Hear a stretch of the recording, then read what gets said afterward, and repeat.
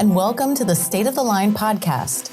I'm your host, Christine Pike, and today I'm joined by NCCI's Executive Director of Legislative and Government Affairs, Tim Tucker. Tim, welcome back to the podcast. Christine, happy to be back. Today we're doing a mini episode, and we'll discuss your recent thought leadership posting on emerging legislative and regulatory issues, and we'll do 5 questions in about 5 minutes. How does that sound? That sounds like a question, so there only might be 4 more to go. That is not one of my questions, sir. That is a preliminary question. We're getting into the official question now. Are you ready? I don't want to short myself, so yes, let's stick with the 5. Perfect. So you and your team authored a new report on emerging legislative and regulatory issues.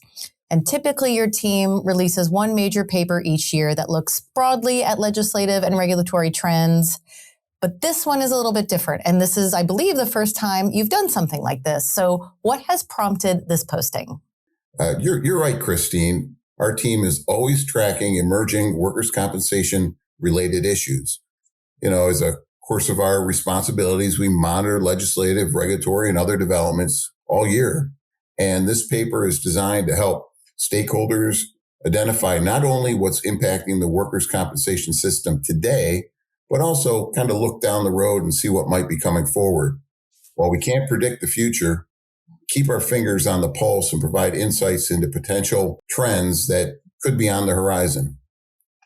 You certainly do. And so let's talk about some of those emerging issues, starting with the impact of heat on certain occupations.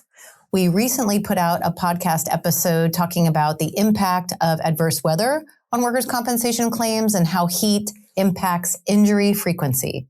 So what are we seeing in the legislative and regulatory space pertaining to heat-related injuries?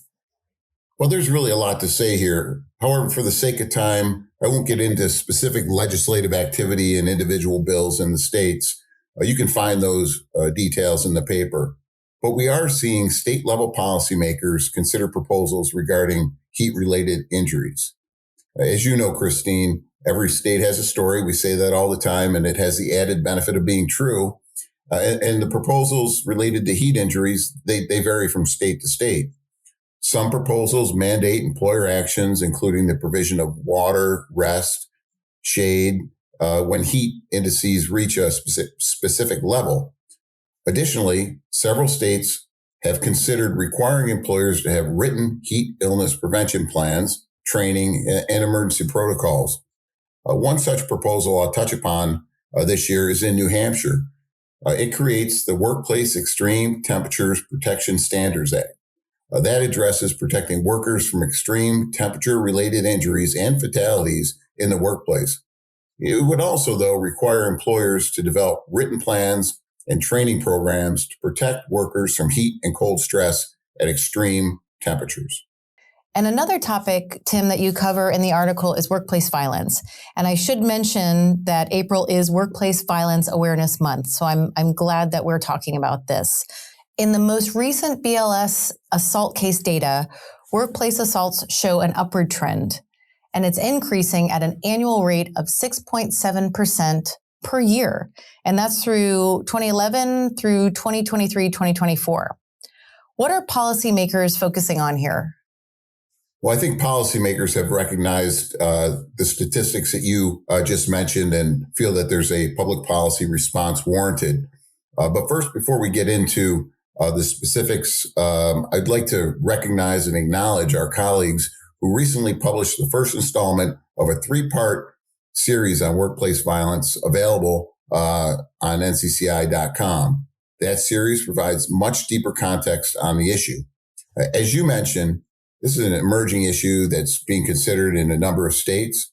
One proposal I'll mention is in New York, which would provide workers' compensation benefits to employees injured as a consequence of a sexual assault. That bill is currently pending in the Senate. Another example comes from the Commonwealth of Virginia, where a House bill was considered but did not advance that would have directed the Department of Labor and Industry to put together a working group to evaluate the prevalence and impact of workplace violence and look at potential measures to address it. And as Tim mentioned, we have an ongoing 3-part series of workplace violence that provides additional context on the scope and characteristics of this issue. And of course, we will link it in the show notes. So Tim, let's wrap up with workers' compensation systemic changes. At a high level, what are you and your team tracking in this area? Yeah, Christine, this is truly an emerging issue and an interesting one to many stakeholders. It's really driven by the continued evolution of the workers' compensation ecosystem and is prompting legislators and regulators to take a look at various aspects of the framework. Recently, policymakers have considered changes related to the involvement of captives in standard workers' compensation insurance, enhancing coverage verification mechanisms like proof of coverage, and the clarification of workers' compensation coverage responsibilities. The article gives a few examples of initiatives that have been proposed and enacted. So if you're interested in this area of an emerging issue, please take a few moments to learn some more by reading the article on NCCI.com. And Tim, this is my last question. I know that you and your team put out a wealth of resources on NCCI.com, and I'd love for you to take our listeners through what's available. Thanks, Christine, for highlighting our contributions to NCCI.com. It's one of our most viewed areas of our website and does provide stakeholders with great information on legislative and regulatory developments. I'll highlight a couple of areas. Of course, first and maybe most well-known is our legislative activity page. That tracks bills that are workers' compensation specific. It's updated daily as needed. We also have our legislative analysis on that page, where we provide cost analysis of many legislative proposals that have a workers' compensation system fiscal impact.